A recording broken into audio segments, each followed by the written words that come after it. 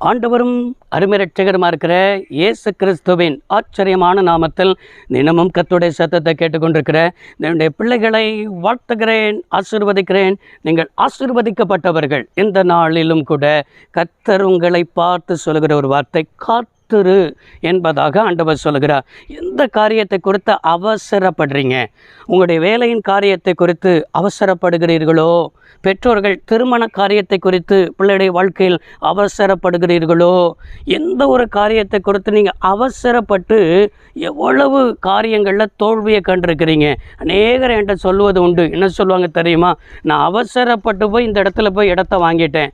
இடத்த வாங்கினதுலேருந்து நான் வீட்டையும் கட்டினேன், சமாதானமாக இல்லை, சந்தோஷமாக இல்லை, இந்த இடத்துல போய் இடத்த வாங்கிட்டேனே என்று சொல்வார்கள். இன்னும் அநேகர் சொல்வது உண்டு, இந்த இடத்துல போய் என் பிள்ளைக்கு போய் திருமணம் முடிச்சிட்டேனே, நான் அவசரப்பட்டுட்டேனே என்று சொல்வார்கள். இதே போல் என்னென்ன காரியத்தில் நம்ம அவசரப்பட்டு எத்தனை தோல்விகளை கண்டிருக்கிறோம், எத்தனை சமாதான குலைச்சல் அடைந்திருக்கிறோம், வேதனையோடு கூட தான் உட்கார்ந்துக்கிட்டு இருக்கிறோம்.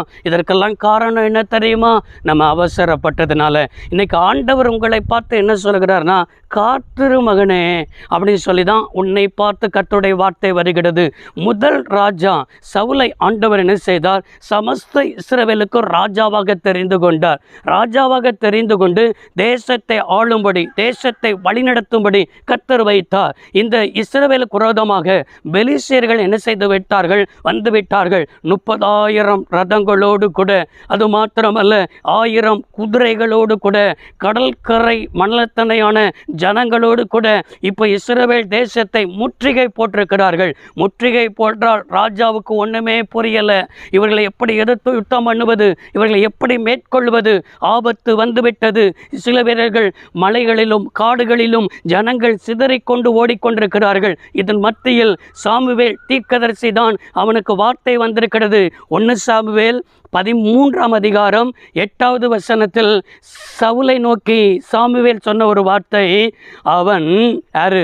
சாமுவேல் தனக்கு குறித்திருந்த 7 நாள் மட்டும் வராதது நிமித்தமாய். சாமுவேல் கில்காலில் வரவில்லை. ஜனங்கள் தன்னை விட்டு என்ன செய்தார்கள்? சிதறி போனார்கள். இப்போ ஜனங்கள் ஒரு பக்கத்தில் சிதறி போகிறார்கள். கில்காலுக்கு இப்போ பெலிஸ்தர்கள் வந்து விட்டார்கள். 7 நாள் தான் எனக்கு குறிக்கப்பட்டது.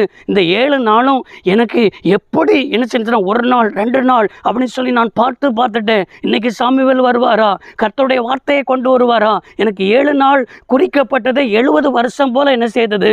காணப்பட்டது. இதே போல தான் உங்களுடைய வாழ்க்கையிலும் சில காரியத்திற்கு, சில பிரச்சனைகளுக்கு, சில ஒவ்வொரு காரியத்திற்கும் 1 நாள் 2 நாள் என்று பார்ப்பீங்க. ஐயோ 1 மாதம் என்று சொல்லி பார்ப்பீங்க.